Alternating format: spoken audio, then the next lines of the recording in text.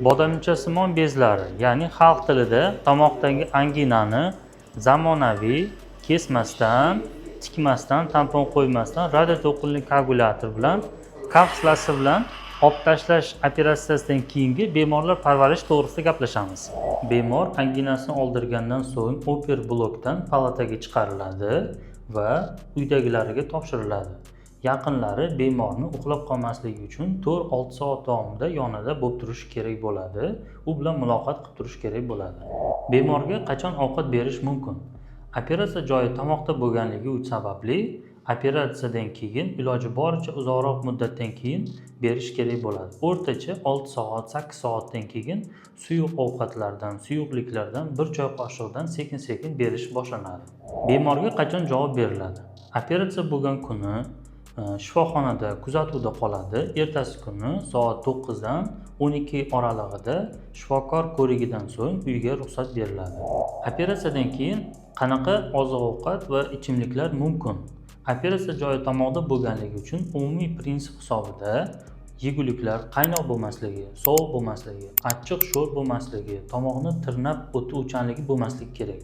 Odatda kasha, yogurt, banan, qirg'ichdan chiqarilgan olma, nok, shaftoli, o'rik sharbatlari va barcha suyuq ovqatlar iste'mol qilish mumkin bo'ladi.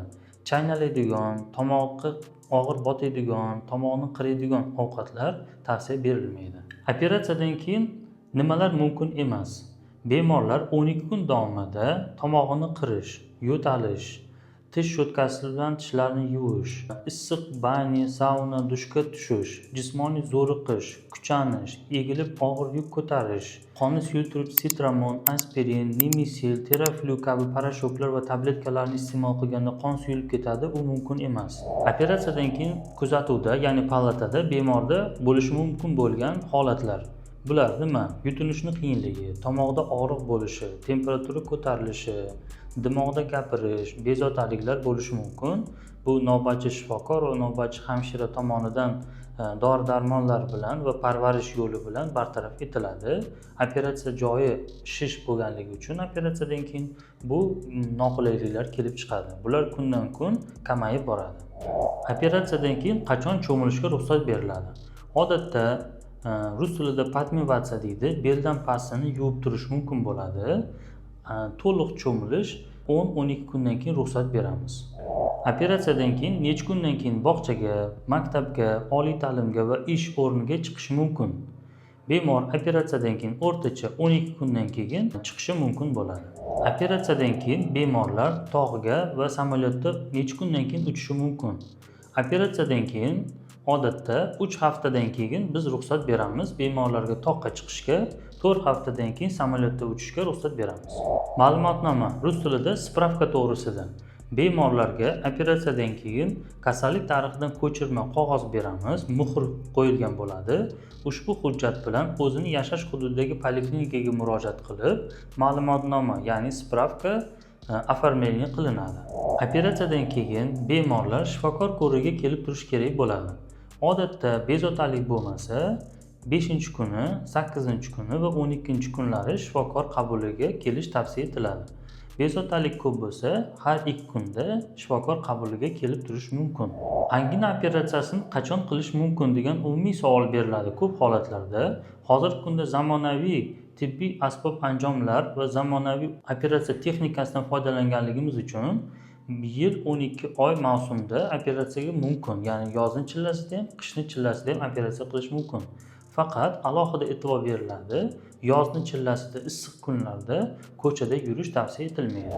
Alohida ta'kidlab o'taman, bemorlar operatsiyadan keyin rus tilida postelniy rejim deydi, yotoq tartibi tavsiya etiladi. Ya'ni uyda uzoq muddat shu 9 kun davomida yotoq tartibida yotib, uyda dam olganlarini tavsiya qilamiz.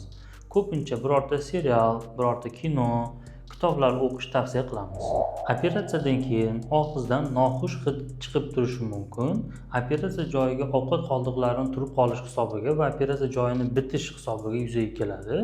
O'rtacha 3 haftada, uzog'i bilan 5 haftada bu hid to'liq yo'qolib ketadi. Bu hiddan tashvishga tushish kerak emas. Anginani olib tashlash operatsiyasidan keyin bemorda temperatura chiqishi mumkin, tomoq og'rishi mumkin. Bemorga bergan kasallik varaqasida bemorga tavsiyalar bo'ladi.